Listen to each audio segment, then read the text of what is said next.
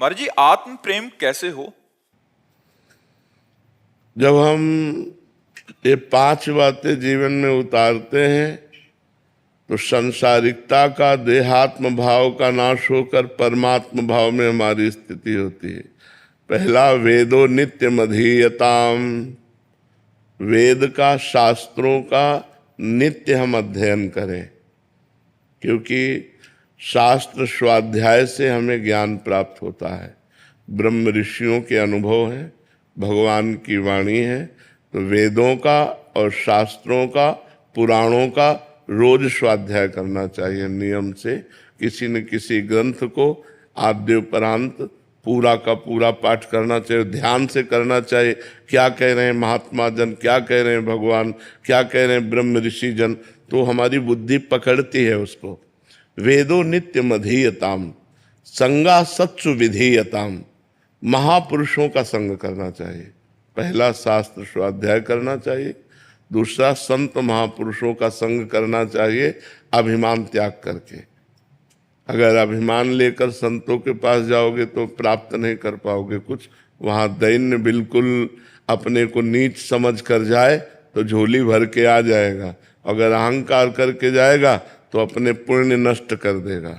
संगा सत्सु विधीयताम।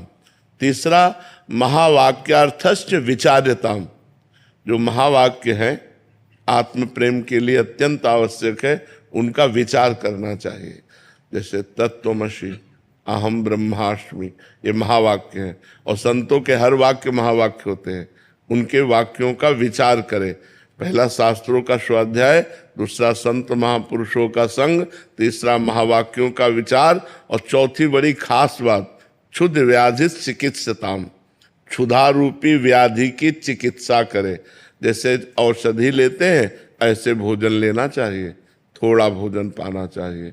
और जो अगर विरक्त है तो भिक्षान्नम औषधम, भिक्षान्न रूपी औषध। अगर गृहस्थ है तो मेहनत की, धर्म की कमाई का ही प्रयोग करे अपने जीवन में, तब तो ज्ञान आएगा। अगर धर्म की कमाई आ जाएगी तो जैसा खाओ अन्न वैसा बने मन, बुद्धि भ्रष्ट हो जाएगी। फिर 5वां है, एकांते सुखमास्थिताम अथा तो ब्रह्म जिज्ञासा। एकांत में शांत होकर जो शास्त्र में पढ़ा, जो संतों से सुना, जो महावाक्यों का विचार किया, मंत्र जप किया, जो पवित्र अन्न पाया, उससे हमारी जो बुद्धि शुद्ध हुई।